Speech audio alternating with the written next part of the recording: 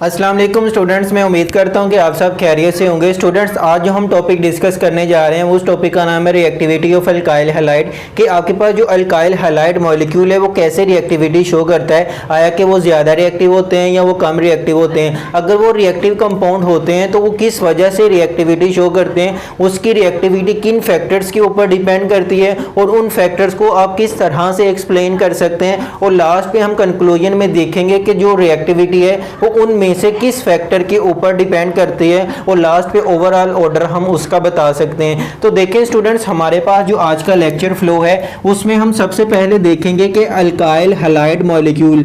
Alkyl halide molecule students, आपको पता है कि जो अल्काइल हैलाइड मॉलिक्यूल है उसको हम जर्नल फार्मूले से इस तरह से रिप्रेजेंट करते हैं। लेकिन इसमें देखें, अगर हम इसका फार्मूला लिखें CH3 और ये क्लोरीन है तो इससे हमें पता चलता है कि जो क्लोरीन है इसके ऊपर पार्शियल नेगेटिव चार्ज होता है, जबकि ये जो कार्बन है इसके ऊपर पार्शियल पॉजिटिव चार्ज है। इट मींस कि हमारे पास जो अल्काइल हैलाइड मॉलिक्यूल है वो पोलर इन नेचर है।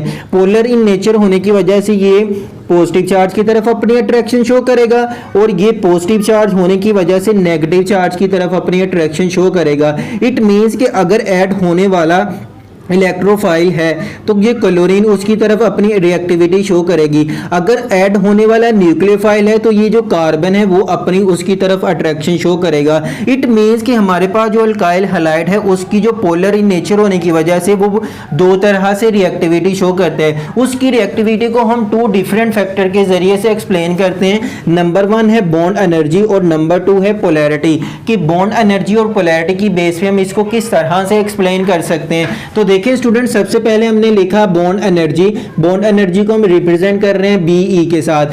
अगर bond energy is inversely proportional to the reactivity of alkyl halide but directly proportional to the strength of bond. Students देखिए, हमने यहाँ पर कुछ टेबल लिखा है कि जो कार्बन फ्लोराइड बॉन्ड है उसकी जो बॉन्ड एनर्जी है 467 किलो जूल पर मोल है। अब स्टूडेंट्स, आपको पता होना चाहिए कि बॉन्ड एनर्जी क्या होती है। वो अमाउंट ऑफ एनर्जी जो इस कार्बन और फ्लोरीन के दरमियान जो बॉन्ड है उसको ब्रेक करवाने के लिए एनर्जी रिक्वायर होती है, उसको हम नाम देते हैं बॉन्ड एनर्जी का। अब जितनी ज्यादा बॉन्ड एनर्जी होगी इट मींस कि आपके पास वो वाला बॉन्ड उतना ही ज्यादा स्ट्रॉन्ग है। अब हमने यहाँ पर देखे इसका प्रोपोर्शनलिटी में ऑर्डर क्या लिखे, तो bond energy is inversely proportional to reactivity. कि अगर बॉन्ड एनर्जी ज्यादा होगी टू एटम की तो उसकी रिएक्टिविटी क्या होगी, कम होगी। इट मींस कि हमारे पास जो इसका रिएक्टिविटी ऑर्डर है, जो फ्लोराइड है वो सबसे कम रिएक्टिव है, क्लोराइड उससे ज्यादा, ब्रोमाइड उससे ज्यादा, जबकि आयोडाइड सबसे ज्यादा रिएक्टिव होते हैं। क्यों? क्योंकि इसकी बॉन्ड एनर्जी कम है जबकि इसकी बॉन्ड एनर्जी ज्यादा है। बॉन्ड एनर्जी ज्यादा होने की वजह से इसकी रिएक्टिविटी कम और उसकी रिएक्टिविटी ज्यादा। तो हमारे पास जो इसका ऑर्डर है वो कुछ यूं हम रिप्रेजेंट कर सकते हैं। उसके बाद दूसरा फैक्टर है बॉन्ड पोलैरिटी। कि बॉन्ड पोलैरिटी की बेस पे हम कैसे रिएक्टिविटी शो कर सकते हैं। तो हमने इसका ऑर्डर लिखा कि bond polarity is directly proportional to reactivity. जितनी ज्यादा बॉन्ड पोलर इन नेचर होगा उतना ही वो रिएक्टिविटी भी शो करेगा। इट मींस कि अब देखिए, हमारे पास फ्लोरीन है, उसकी जो इलेक्ट्रोनेगेटिविटी है 4। अब सपोज करते हैं हमारे पास एक कार्बन है और वो फ्लोरीन के साथ अटैच है। आपको पता है जो फ्लोरीन है उसकी इलेक्ट्रोनेगेटिविटी है 4, जबकि जो कार्बन है उसकी इलेक्ट्रोनेगेटिविटी है 2.5। दोनों में इलेक्ट्रोनेगेटिविटी का डिफरेंस कितना आ रहा है, 1.5। अगर हम यही देख लें कार्बन आयोडाइड के दरमियान, कार्बन की इलेक्ट्रोनेगेटिविटी है 2.5 जबकि आयोडीन की इलेक्ट्रोनेगेटिविटी कितने है 2.5। तो इलेक्ट्रोनेगेटिविटी का डिफरेंस कितना आया, 0। इट मींस के difference of polar in nature, इसमें पोलर इन नेचर कम है, ये सबसे कम रिएक्टिव होगा। इसमें पोलर इन नेचर ज्यादा है, ये ज्यादा रिएक्टिव होगा।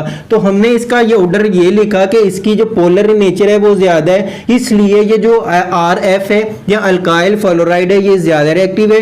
क्लोराइड उससे कम, ब्रोमाइड उससे कम, जबकि आयोडाइड सबसे कम रिएक्टिव होते हैं। क्यों? इनकी जो बॉन्ड पोलर इन नेचर ज्यादा, इसकी उससे कम, इसकी उससे कम और इसकी सबसे कम होती है। इसलिए ये रिएक्टिविटी भी कम शो कर रहा है। किस फैक्टर की बेस पे? बॉन्ड पोलैरिटी की बेस पे।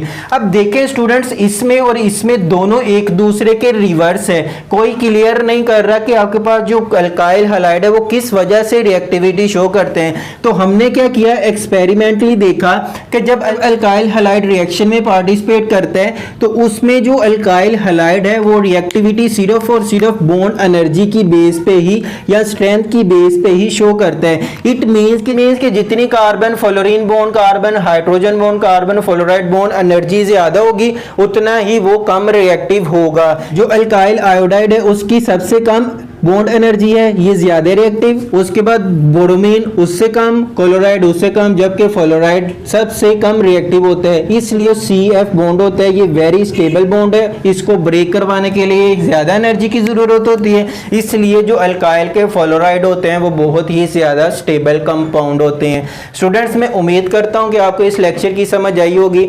अगर फिर भी कोई कंफ्यूजन हो या कोई क्वेश्चन हो तो आप कमेंट बॉक्स में मुझसे पूछ सकते हैं। और स्टूडेंट्स, मैं उन तमाम लोगों का शुक्रिया अदा करता हूं जो मेरे चैनल को सब्सक्राइब कर चुके हैं, और मैं उम्मीद करता हूं जो मेरी इस वीडियो को वॉच कर रहे हैं वो भी मेरे चैनल को सब्सक्राइब करेंगे।